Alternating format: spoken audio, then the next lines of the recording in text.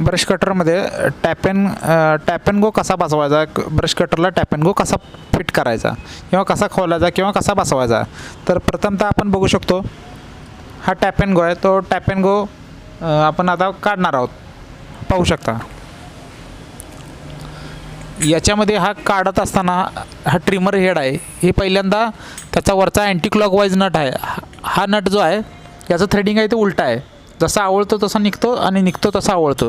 हे काढत असताना याला लॉक करायचं आहे. हे लॉक केल्याशिवाय हे कोणतीही वस्तू याला निघत नाही किंवा याला बसत नाही अटॅचमेंट. याला आरपार 2 होल आहेत, ही दोन्ही होल एकमेकांसमोर होऊन रॉड याच्यामध्ये फिट करायचं आहे. तरी हा नट आहे तो उलटा नट आहे. रेग्युलर नट आपण आवळतो तसा हा निघालेला आहे, बघा निघत आहे, निघाला आहे. त्याच्यानंतर याची गोल वॉशर आहे, गोल वॉशर आहे, गोल कॅप. त्यानंतर हा प्लेन वॉशर आहे, जाड वॉशर, हा निघाला.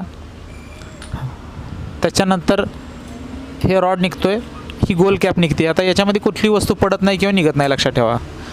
हे त्याचं गोल होल आहे, ते होल आणि ते होल आणि ते होल मॅच करायचं आहे बसवत असताना, आणि त्याच्यामध्ये हे पिन घालून लॉक करायचं आहे. त्याच्याशिवाय याच्यामध्ये कोणती निघत नाही किंवा याला बसत पण नाही, लक्षात ठेवा. हे सगळ्यात महत्त्वाचं आहे. तर याच्यामध्ये हा टॅप अँड गो आहे. हा टॅप अँड गोला उलटी साईडला याचा थ्रेडिंग यायला बघू शकता. हे थ्रेडिंग आहे, हे पण थ्रेडिंग आहे, ते उलटं थ्रेडिंग आहे. म्हणजे हे जसं आपण नट निघतो तसा हे उलट्या बाजूने आता फिरवायचं आहे.